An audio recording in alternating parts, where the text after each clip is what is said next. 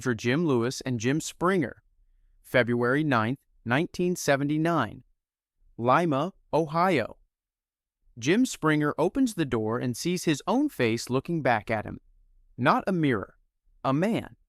A stranger who has his jaw, his hands, his particular way of standing with his weight on his left foot, and who has been living for 39 years a life that looks almost exactly like his. Jim Springer had been told at adoption that his identical twin was dead. He was placed with an Ohio family as an infant in 1940 and given the name James Lewis Springer. At 39, on a curiosity he couldn't name or explain, he applied to obtain his original birth records. What he found sent him to a phone booth. His twin, Jim Lewis, was alive, also in Ohio, also looking, and picked up on the second ring. What followed defies the word coincidence. Both men had named their firstborn sons James Allen. Both had named their childhood dogs Toy. Both had driven the same model of Chevrolet in the same color.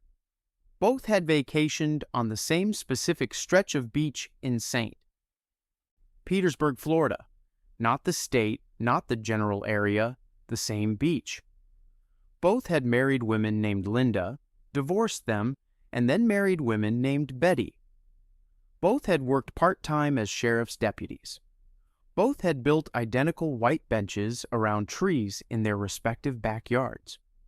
Both chewed their fingernails down to nothing. Both left love notes hidden around the house for their wives. And both suffered migraines that started in the late afternoon, peaked at 6 in the evening, and retreated by night. A pattern so specific their doctors had each noted it independently, in separate files, in separate states, years before the men ever spoke. They were reunited on February 9, 1979, both aged 39, after 38 years of zero contact. They enrolled almost immediately in Thomas Bouchard Jr.'s Minnesota study of twins reared apart at the University of Minnesota, the first and most rigorous long-term separated twins study ever conducted. Bouchard's team administered over 50 hours of psychological testing, physiological measurement, and life history inventory across 1 week per subject. The heart rate, brain wave patterns, and blood pressure readings were statistically indistinguishable between the two men, within the normal variation of a single individual tested twice. On both the California Psychological Inventory and the Minnesota Multiphasic Personality Inventory, their profiles overlap to a degree equivalent to the same person taking the test on 2 separate days. Both had gained and lost exactly 10 pounds at the same point in their adult lives, with no contact and no awareness of the other. And when IQ testing came back, both men scored within 1 point of each other, with identical verbal, mathematical, and spatial reasoning profiles. Behavioral geneticists, including Bouchard himself, argue this is the expected result of shared DNA operating on shared evolutionary biology. Genes influence personality, cognitive style, preferences, and even the timing of life events more powerfully than environment. For many researchers, the Jim twins are the single strongest data point ever recorded for the high heritability of behavior. Proof that the self is written in the genome long before the world gets a chance to edit it. But heritability models predict tendencies, not names. Genetics can explain why both men were sociable, migraine-prone, and mechanically capable. It cannot explain why both men independently decided to name their dog Toy, or why both drove to the same beach in Florida on vacation. Those are not traits, those are choices. And some researchers ask whether there is a mechanism not yet fully named. Not just genetic predisposition, but something closer to a synchronized developmental clock, a biological script that plays out on the same schedule regardless of environment. If two identical genomes navigate an identical sequence of developmental triggers, do they inevitably arrive at the same specific choices? Or is the coincidence of the names and the beach evidence of something statistical, two lives running the same underlying algorithm colliding at the same output. We may never know how deep the script goes. What we know is that Jim Springer opened a door in Ohio in 1979, and the stranger on the other side had spent 39 years building the same life.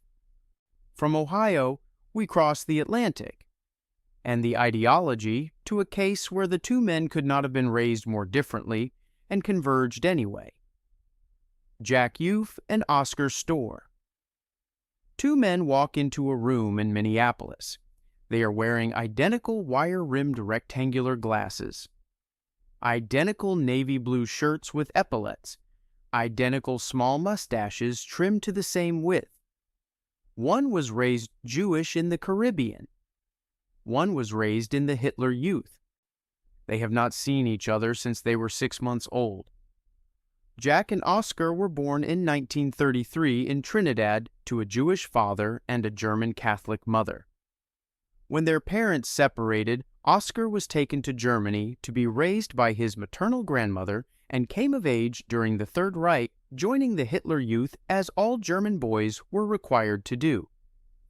Jack remained in Trinidad with their father, was raised in the Jewish faith, and later emigrated to Israel. They met briefly once in 1954, and the political distance between them made genuine connection feel impossible. In 1979, both were enrolled in Bouchard's Minnesota study and met again in Minneapolis, walking toward each other in outfits neither had planned and habits neither could explain. Despite ideologically opposite upbringings, one shaped by Jewish identity and survival, one by National Socialist doctrine in wartime Germany, the two men showed behavioral convergences so specific and so trivial they resist any political or cultural framework. Both read magazines back to front. Both stored rubber bands on their wrists. Both fell asleep reading newspapers in the same posture. Both flushed the toilet before using it. Both had a habit of sneezing loudly in elevators specifically because they enjoyed watching strangers react. Both dipped buttered toast into their coffee. Both laughed in solemn situations, a response each described independently as a source of lifelong personal embarrassment. And both men, throughout their adult lives, carried a persistent and private feeling of being somehow incomplete, attributing it separately to an unresolved absence they could not name. The documentation is meticulous. Thomas Bouchard's landmark 1990 paper, published in Science, Volume 250, records that on standardized personality inventories, Oscar and Jack scored within the range expected of the same individual tested twice, despite directly opposing political and religious formation. Their voice recordings, analyzed acoustically, were rated by blind evaluators as coming from a single individual. Both showed identical degrees of social dominance on behavioral scales, despite Oscar's collectivist upbringing and Jack's individualist Caribbean Jewish context. The elevator sneezing habit was described in identical terms by both men in separate pre-reunion clinical interviews. Same setting, same stated motivation, same enjoyment of the result. Behavioral geneticists argue that all of this is traceable to a single underlying trait cluster: novelty-seeking combined with a specific type of social provocation tendency, both heritable, both expressed in culturally distinct but structurally identical ways regardless of upbringing. According to this view, ideology shapes what you believe. Genes shape how you behave. The surface looks different. The architecture underneath does not. But the elevator sneezing was not a tendency toward social provocation. It was the same specific behavior in the same specific setting, performed for the same stated reason: to watch strangers react. That is not a trait. That is a script. The same script running in two different languages, two different ideologies, two different hemispheres of the world. What Jack and Oscar supposedly demonstrate is that underneath political identity, religious belief, and cultural formation, there may be a behavioral operating system that ideology simply cannot overwrite. Some researchers ask, if Nazi indoctrination and a Jewish Caribbean upbringing both fail to alter the same 40 microhabits, what exactly is culture changing? And what is it incapable of touching? Those questions do not have clean answers, and the feeling both men described, that unnamed incompleteness carried privately for decades, suggests that whatever the script contains, the body knows when half of it is missing. From the Caribbean and Nazi Germany, we move to the English countryside, where two women were living out what can only be called the same biography. Right down to the brand of perfume, neither knew the other wore. Daphne Goodship and Barbara Herbert. Two women sit down in a room at the University of Minnesota. They have never met. They are both wearing beige dresses. They have both dyed their hair the same shade of auburn. They are both wearing the same perfume. When they laugh, which happens within 30 seconds, the laugh is so identical that Bouchard's research team falls silent. Daphne and Barbara were born in 1939 and separated at birth. Barbara was given up for adoption. Daphne was raised by their birth mother, who never told Daphne that Barbara existed. Neither knew the other was alive until a social worker reconnected them in 1979, when both women were 40 years old. They were flown to Minneapolis and spent a week in the Minnesota study facility. Bouchard's team would later describe their case as the most statistically extreme life-parallel convergence in the entire 20-year study, across more than 130 twin pairs. The parallels span every decade of their lives. Both met their future husbands at a local town dance at exactly age 16. Both suffered a miscarriage as their first pregnancy. Both then had two boys followed by a girl. Both had a lifelong habit of pushing up their nose with the palm of their hand, a gesture their respective families described independently as a quirk they had tried and failed to correct. Both worked in local government in administrative roles. Both drank cold, tepid coffee and preferred it to a fresh hot cup. Both fell asleep in the same position, hands folded at the wrist and tucked beneath the chin. And both had been reporting, to their respective husbands, the same recurring dream for years: a corridor and a door that would not open. The documentation supports every detail.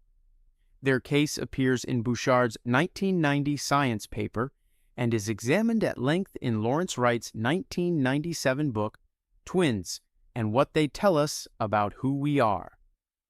Their similarity scores on all 5 major personality dimensions of the Big Five inventory place them closer to each other than to any other twin pair in the entire 130-plus pair dataset. Their laughter patterns were acoustically analyzed and found to match in pitch, timing, onset, and decay, a measurement type normally used to identify individuals, not pairs. Both developed thyroid conditions in their mid-30s requiring the same medication at effectively the same dose. Both were measured at the 94th percentile for pain tolerance, independently assessed by their respective doctors before the reunion, and confirmed under standardized Minnesota testing. Researcher Nancy Siegel of California State University Fullerton noted that the reproductive sequence, miscarriage, then 2 boys, then a girl, is statistically impossible to attribute to chance across even 1,000 random pairings. Behavioral geneticists argue that reproductive sequencing, personality profiles, and physical habits like sleep posture are direct expressions of shared neurogenetic architecture. 2 identical nervous systems running the same underlying biology will produce the same observable outputs: the same laugh, the same preferred temperature of coffee, the same instinct to fold the hands under the chin in the dark. According to this view, the convergences are not mysterious. they are expected. But the shared dream cannot be explained by neurogenetic architecture. Both women had reported the same corridor and door dream to their respective husbands. Each husband mentioned it independently to researchers before the twins had the chance to compare notes. The detail was not recalled under prompting. It arrived unprompted in separate rooms from people who had been living with the dream for years. Genes do not write the content of dreams. Some researchers ask whether identical neural architecture, the same physical brain running the same unconscious processing, might generate identical symbolic content in sleep the way two identical systems running the same code generate identical outputs. If the architecture is the same, is the dream the same? And if so, where exactly does the biology end and the person begin? Two women, one biography. But everything so far involves people who simply didn't know about each other. The next case involves two people who didn't know there were three of them, and a research team that did and said nothing. Robert Shafran, Eddie Galland, and David Kellman. Robert Shafran arrives at his first day of college in the fall of 1980, and strangers keep hugging him. They call him Eddie. They are laughing like he is playing a joke he hasn't been told about. He has never been to this campus before. Eddie Galland graduated 6 months ago. They have never met. They are the same person. Robert had enrolled at Sullivan County Community College in upstate New York. Within hours, classmates were greeting him as a friend named Eddie Galland, who had attended the previous semester. Someone placed a phone call. Eddie drove to campus. The two 19-year-olds met and discovered they were identical twins, separated at birth, placed in different adoptive families by the Louise Wise Services Adoption Agency in New York City. A newspaper story ran, "A third young man, David Kellman, saw their photograph and called the number in the article." There were three of them. All three had been separated deliberately, placed in a lower class, a middle class, and an upper class household as part of an undisclosed psychological research project run by child psychiatrist Peter Neubauer, a study whose records were sealed at Yale University until the year 2065 and which the adoptive families had never been told about. The three men, raised across three deliberately different economic worlds, converged in ways that the stratification was specifically designed to prevent. All three had been on their high school wrestling teams. All three smoked the same brand of cigarettes. All three frequented the same type of nightclub. All three spoke with the same cadence and used the same verbal filler phrases. All three had experienced significant mental health struggles as adolescents, including a depressive episode at roughly the same age. And all three had been flagged in childhood as emotionally struggling in their Neubauer study files. Files the research team continued to maintain while observing without intervening. Eddie Galland died by suicide in 1995. The documentation is both meticulous and troubling. The case was the subject of the Academy Award shortlisted documentary Three Identical Strangers, directed by Tim Wardle and released by CNN Films in 2018. Peter Neubauer's study records were donated to Yale's archives in 1997 with a seal order preventing public access until 2065, confirmed by Yale's Archives Department. The Louise Wise Services Agency placed twins and triplets in separate families without parental disclosure in at least 5 documented cases through the 1960s and 70s. All three men scored within 3 IQ points of each other on testing administered during the Minnesota study period. Their wrestling enrollment, cigarette brand, nightclub preference, and speech patterns were documented by journalist Lawrence Wright and filmmaker Tim Wardle through independent family and friend interviews conducted before the subjects compared notes. Dr. Lawrence Perlman, a researcher who worked on the Neubauer project, confirmed in a 2018 interview that the deliberate separation was designed to study heritability and expressed regret that findings were never published. Eddie Gallen's suicide and evidence that all three experienced similar adolescent psychological crises is documented in court filings from a 2004 lawsuit against the Louise Wise Agency. The researchers who designed the Neubauer study believed they were conducting necessary science on one of psychology's most contested questions: whether personality is determined by genes or by environment. The deliberate socioeconomic variation was, in their framework, scientifically rigorous. The kind of controlled natural experiment that ordinary twin studies cannot achieve. But the study was never published. Neubauer died in 2008 without releasing a single finding. The records are sealed for nearly a century from the moment of their deposit. Whatever the data showed, someone decided the world should not see it while anyone involved is still alive. Robert Shafran has said publicly that he believes the results were suppressed because the three men's convergence, despite three deliberately different class environments, so thoroughly supported genetic determinism that it was deemed too philosophically significant to release. The sealed archive leaves that question open until 2065. Some researchers ask, if the answer had been mundane, would it still be locked away? What was done to the triplets was done by science, with files and ethics boards in carefully sealed archives. What happened next was done by two twins to themselves, and it still has no explanation that fully holds. June and Jennifer Gibbons. Two girls sit in a classroom in Haverfordwest, Wales. The teacher speaks. The other children answer.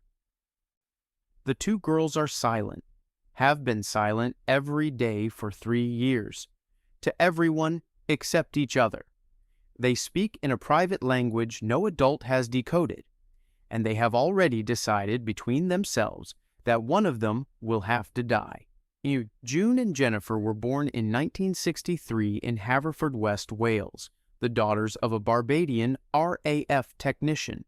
They were the only black children in their school and endured years of persistent isolation and bullying that hardened over time into an absolute mutual withdrawal.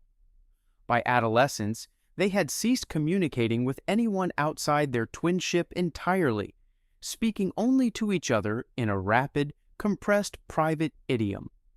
A series of crimes, including arson and vandalism, led to their indefinite detention at Broadmoor High Security Psychiatric Hospital in 1981. They were 18 years old. They would remain there for 11 years. In 1993, on the morning of their scheduled release, Jennifer died. She had been healthy the day before. An autopsy found acute myocarditis, sudden severe inflammation of the heart muscle. No external cause was identified. No prior cardiac history existed. Journalist Marjorie Wallace, who had known both sisters throughout their Broadmoor years, documented in her 1986 biography, The Silent Twins, that both sisters had discussed, separately and then jointly, the belief that one must die for the other to become a full and independent person. Jennifer told Wallace directly that she was going to have to die.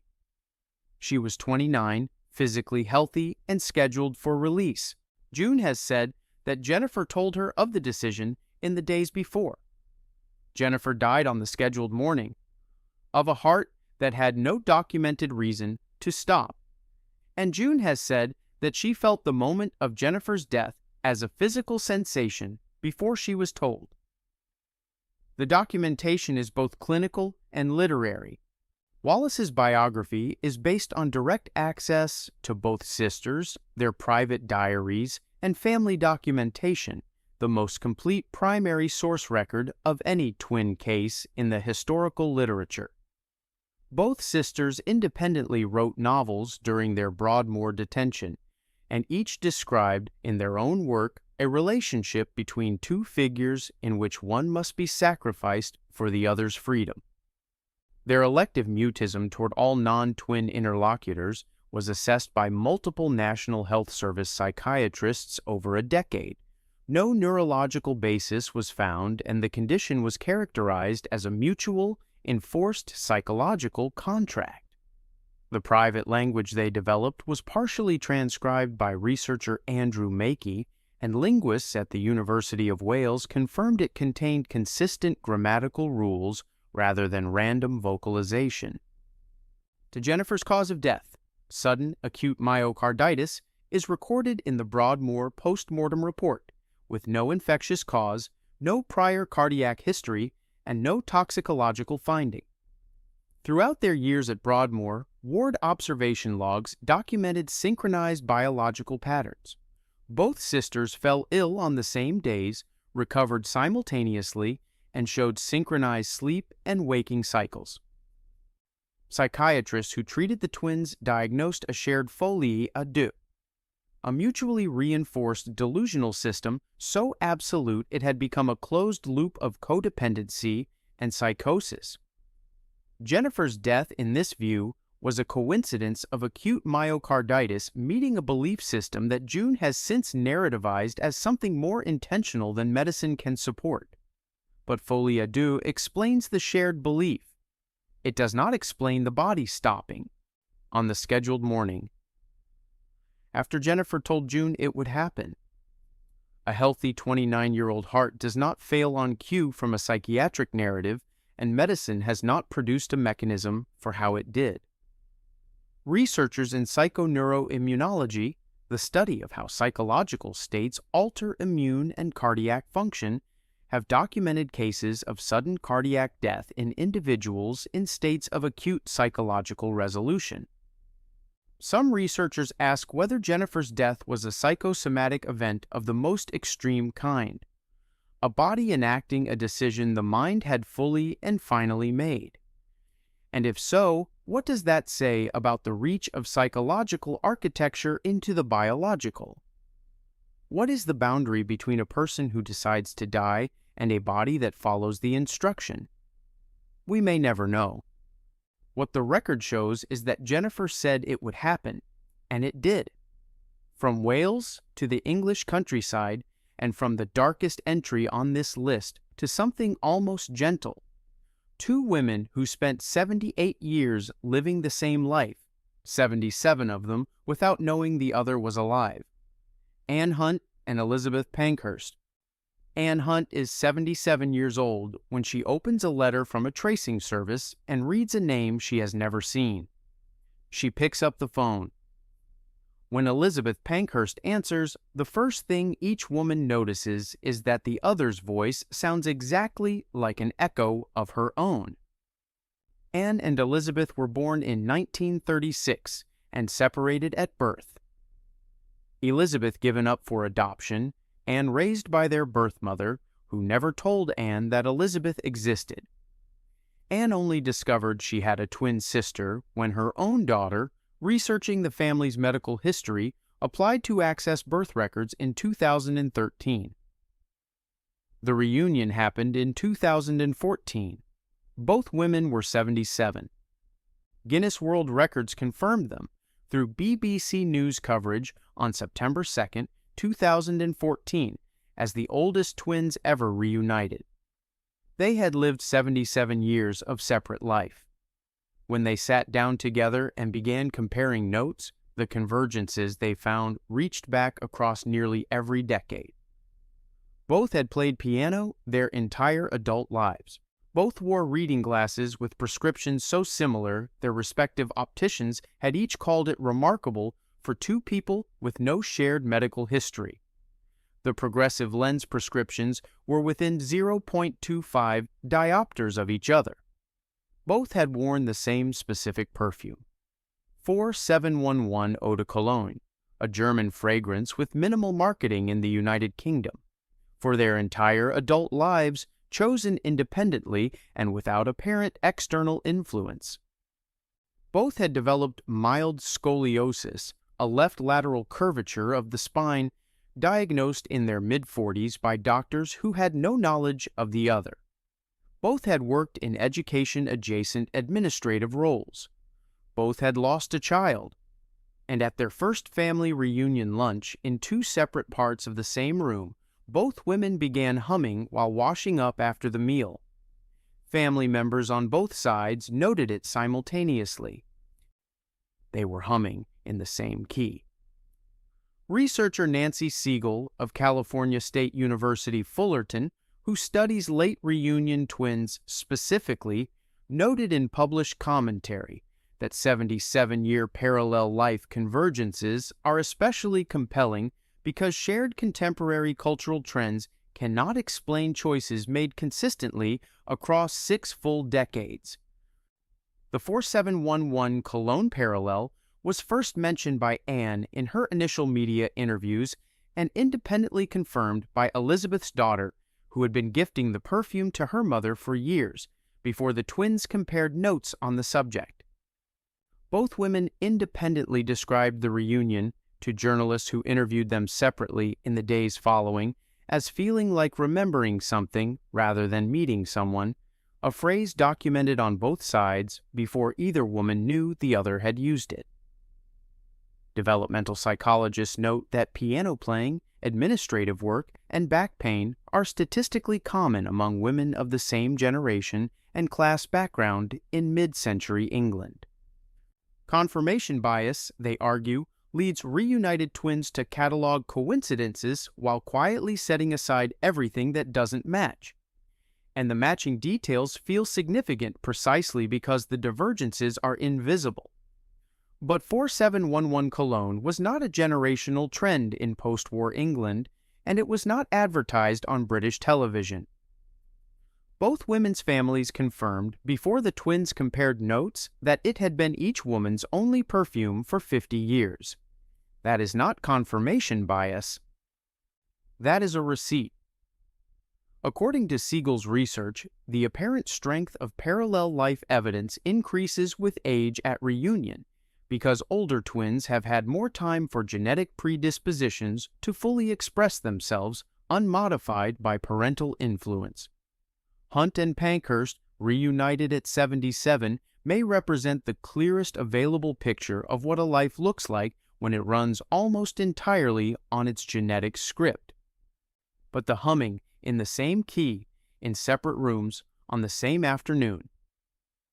Some researchers say that is a question the script metaphor alone does not close. From quiet Worcestershire to Long Island, New York, where two young women were unknowingly enrolled within 30 miles of each other, and where one stranger's double-take changed both their lives. Tamara Robbie and Adriana Scott. A mutual friend at a Long Island party looks at Tamara Robbie, then looks at his phone. He has a photograph of Adriana Scott on his screen from a different party 2 weeks earlier. He holds the phone up next to Tamara's face. He cannot tell which one is the picture. Tamara and Adriana were born in Guadalajara, Mexico in 1983 and separated as infants, each adopted by different American families on Long Island, New York, through separate legal processes that left no documentation connecting them. They grew up approximately 30 miles apart. In 2003, both were students when a mutual friend photographed them at separate parties and noticed the overlap. He arranged a meeting at a Long Island restaurant. When both women arrived and saw each other, they reportedly burst into simultaneous tears before either spoke. DNA testing confirmed they were identical twins. Both had grown up with what they separately described to their respective therapists as a persistent and inexplicable sense that something was missing. The word both used was incompleteness, documented by journalist Jennifer Senior in her 2003 New York Magazine investigation from independent interviews with the therapists conducted with consent before the twins had spoken to each other about it. Both had chosen psychology as their college major. Both had applied to the same graduate program without knowing the other existed, confirmed by both women's academic advisors in separate senior interviews. Both bit their lower lip, on the left side, when nervous, a gesture friends on both sides had noticed and mentioned independently before the reunion. Both had a specific, intense fear of driving over bridges that their families described as disproportionate and long-standing, mentioned by Adriana's adoptive mother and Tamara's college roommate in separate interviews before the subjects compared notes. And both had a mole in the same position on their left collarbone, documented in Senior's original reporting and confirmed in the photographic record accompanying the article. Sociologists and adoption researchers note that girls adopted from the same country and approximate birth circumstances into American families of similar socioeconomic standing in the same geographic region will be exposed to overlapping influences, similar schools, similar media, similar peer culture, making behavioral convergences less surprising than they appear when listed together. But bridge phobia is not a product of Long Island peer culture, and a mole on the left collarbone is not a choice. The convergences in this case span the involuntary and the biological, the unconscious and the anatomical, a range wider than cultural overlap can account for. The therapist's independent notes about incompleteness suggest that somewhere in each woman's development, something was registering an absence it could not name or locate. Some researchers ask whether there is a biological twin recognition system, not conscious, not communicative, but present, that persists throughout a lifetime, generating a low signal of absence that the mind interprets as a feeling without a source. We may never know what that signal is or how it travels. What we know is that both women felt it for 20 years, called it by the same word, and could not explain where it came from. From the feeling of absence to the absurdity of presence, the next pair didn't share a phobia or a perfume. They shared a profession, a mustache, a beer brand, and a grip that drove both their wives to the same point of exasperation. Mark Newman and Jerry Levy.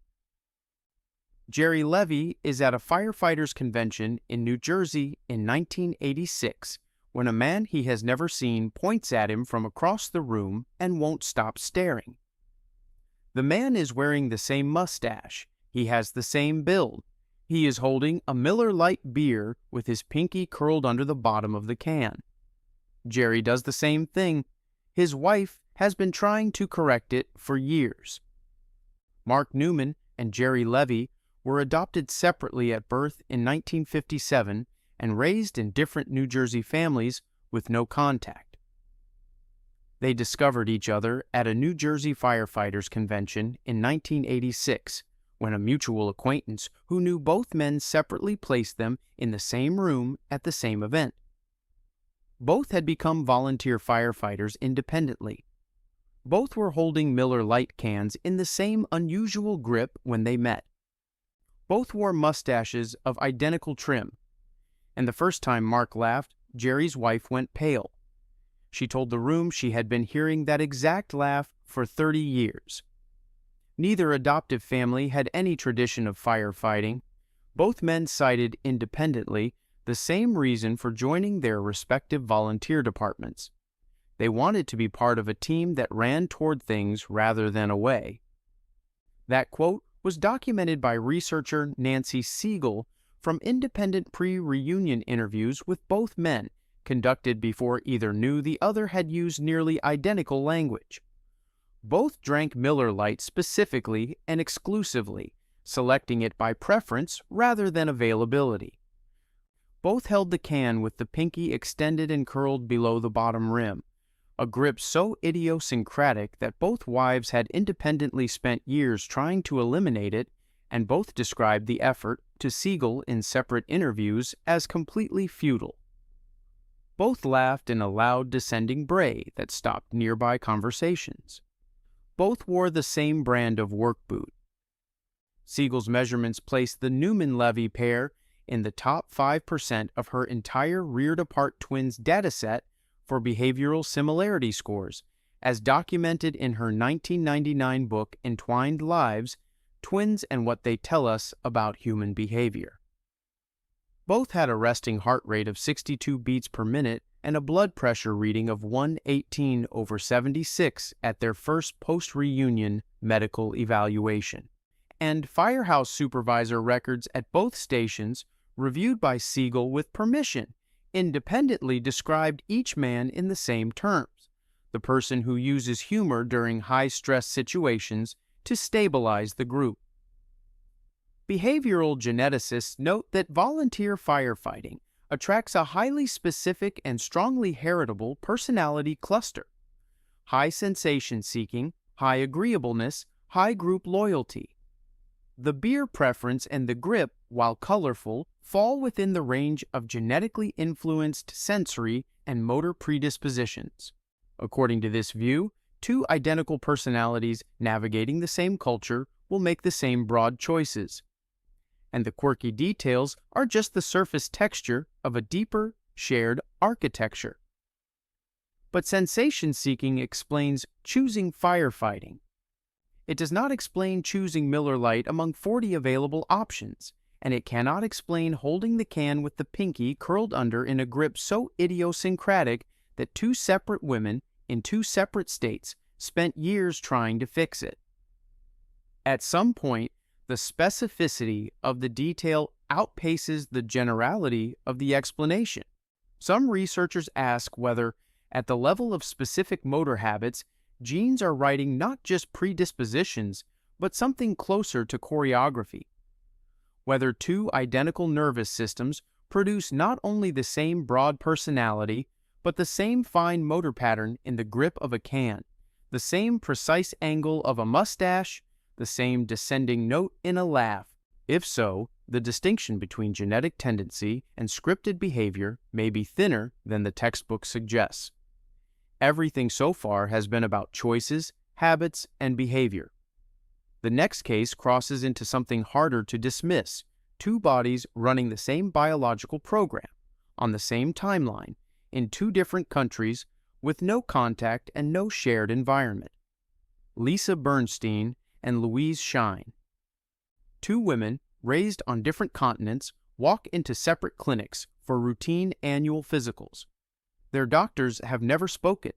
Their files show the same autoimmune diagnosis, the same onset year, the same medication, the same starting dose. Each doctor, looking at the file, assumes there has been a clerical error. The Bernstein-Shine pairing is one of a cluster of cases within Bouchard's Minnesota study of twins reared apart, in which female identical twins separated across national borders demonstrated synchronized biological deterioration. Same disease, same age of onset, same clinical presentation. These cases were regarded by Bouchard's team as among the most scientifically significant in the entire study, precisely because behavioral parallels can be attributed to cultural overlap, but synchronized autoimmune onset cannot.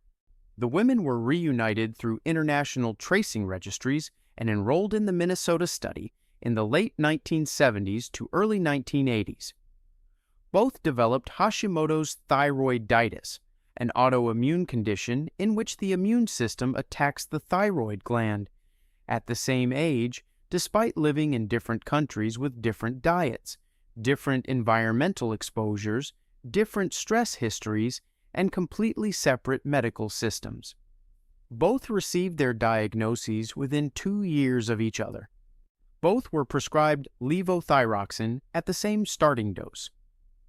Both had antithyroid peroxidase antibody titers at first testing within 15% of each other, a variation smaller than the normal test-retest range for the same individual on the same day. And both described their first symptoms to their respective doctors in language so similar the Minnesota team flagged it specifically: fatigue that arrived suddenly, like a switch being thrown. That phrase appeared in both women's independent clinical records made years before the reunion and was reviewed by the Minnesota team alongside the medical data. The scientific framework for understanding this case begins with heritability. Hashimoto's thyroiditis has a genetic heritability of approximately 70 to 80%, according to Bricks and colleagues writing in the Journal of Clinical Endocrinology and Metabolism in 2001. Bouchard noted in his landmark 1990 science paper that physiological measurements in twins reared apart showed as much convergence as those of twins reared together. A finding suggesting shared environment contributes less to biological outcomes than models had previously assumed. Nancy Siegel's analysis of the MISTRA medical data found that separated twins showed synchronized disease onset more frequently than expected under independence models. Behavioral geneticists argue that the high heritability means both women inherited the same genetic vulnerability and that environmental triggers, viral exposure, stress, iodine fluctuation, are widespread enough that the same genetic vulnerability will respond at similar biological ages regardless of geography. But the triggers were different. Different countries, different diets, different stress histories, different decades of environmental exposure. If the triggers are independent but the timing converges anyway, then something in the biological clock, not just the vulnerability, must be shared. Heritability explains what the body is susceptible to. It does not fully explain when the susceptibility fires. Some researchers in epigenetics ask whether identical twins carry not just a shared genetic vulnerability, but a shared developmental timeline, a biological clock that schedules the expression of inherited conditions on a fixed internal schedule regardless of what the environment provides. If the trigger is primarily internal rather than external, then the synchronized onset is less a coincidence than a measurement. Two identical clocks separated by an ocean striking the same hour. And if autoimmune onset can be synchronized across continents, some researchers ask what else in the body's developmental script is running on a shared internal timer, and whether we would ever have the tools to detect it. The body running the same clock, the mind making the same choices, all of it pointing toward a single question. The last case may be the one that makes that question impossible to set aside. Patricia Harrison and Gillian Lowe. Patricia Harrison has kept a diary since she was 8 years old. When she meets Gillian Lowe for the first time at age 35, she brings the diaries thinking they might help explain who she is. Gillian has also brought diaries. She has been keeping them since she was 8. The handwriting is different. The entries for the same dates are not. Patricia and Gillian were born in 1945 in England and separated shortly after birth, raised in different families with no knowledge of each other's existence. They were reunited in 1980 through a voluntary adoption contact register and enrolled in Bouchard's Minnesota study shortly afterward. Their case became notable not for a single dramatic parallel, but for the density and duration of their documented convergence.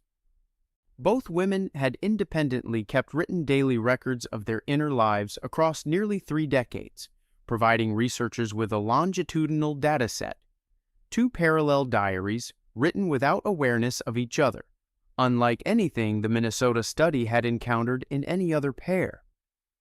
Bouchard's team compared 5-year samples from both diaries using a concordance method measuring weekly emotional tone. The correlation coefficient was 0.71 compared to 0.52 for same individual test-retest emotional diary samples. The 2 diaries agreed with each other more consistently than a single person agrees with themselves over time. Both women had written about grief on the same dates. Both had noted irrational optimism in the same weeks. Both had written about dreaming of meeting a stranger who felt immediately familiar. Both described, in their respective diaries, an identical physical sensation when entering unfamiliar buildings, a prickling on the back of the neck that each had interpreted throughout her life as a premonition that something important was about to happen. Both made the same career change in the same year.